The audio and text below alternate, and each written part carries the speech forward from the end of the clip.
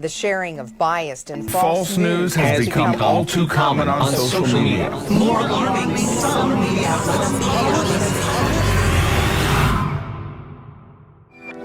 Okay, we've been hearing about what's real, what isn't for quite some time.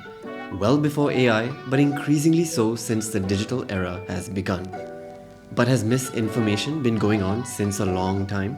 Well before the digital age and perhaps even before print media? See, what is information really? It's facts provided or learned about something or someone, or what is conveyed or represented by a particular arrangement or sequence of things. There's so many ways of getting information in today's day and age, but regardless of the form it takes, virtual, physical, visual, or verbal, it has to be passed from one medium to another. And through this tangible or intangible vessel that carries that information, we get a byproduct in the form of misinformation. Think of it like a machine or a system. It can never run perfectly. There is always some loss in energy that gets dissipated. The output is never the output it should theoretically be able to produce. That is how information works. When information gets passed from one person to the next or one generation to the next, it gets diluted. On and on it goes, and eventually it gets so diluted that it may not even have the original meaning. The iteration of this information has shifted. You know the game Chinese Whispers, where someone in a circle thinks of something, whispers it to the person next to them, and that message gets passed on to the next, so on and so forth. And the last person in the circle who has to say the sentence out loud to the group usually doesn't even come close to the original sentence. What about that game where we have to draw on each other's backs and the person ahead has to guess what is being drawn? The longer this chain, the worse the final outcome will be. What if history works like that? Like how stories and myths and all have differing accounts of the same event, what if stuff as we know it supposedly happened is just fabricated, or rather a broken version of the actual truth? As in, what we know to be history may just be a part of the whole truth, or different from the truth completely. Let's go even further back in history, before humans or Homo sapiens could even speak and have languages.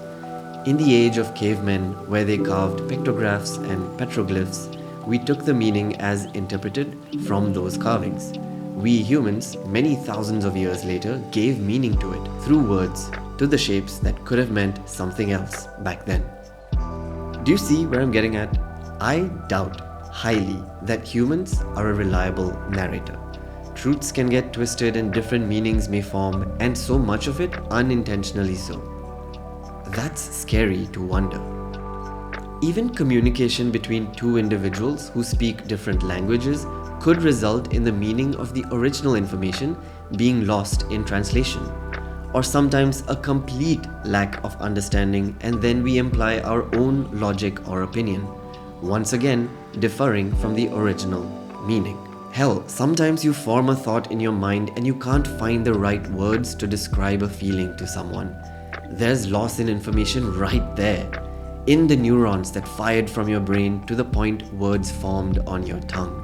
There's a phenomenon that comes to mind, the Rashomon effect, which describes how parties describe an event in a different and contradictory manner which reflects the subjective interpretation and self-interested advocacy rather than an objective truth. The Rashomon effect is evident when the event is the outcome of litigation. Or, in simple English, and hence dilution of that information I just gave you, the Rashomon effect basically hints at different perspectives on the same issue, resulting in information that will always be biased and non-neutral on some level. You should watch the 1950 movie Rashomon. That's where the name for this phenomenon came from. Similarly, the Mandela effect, which is where someone recalls something that did not actually happen or recalls it differently from the way it actually happened. This is often prevalent when people are tasked with describing how famous logos in the world look like.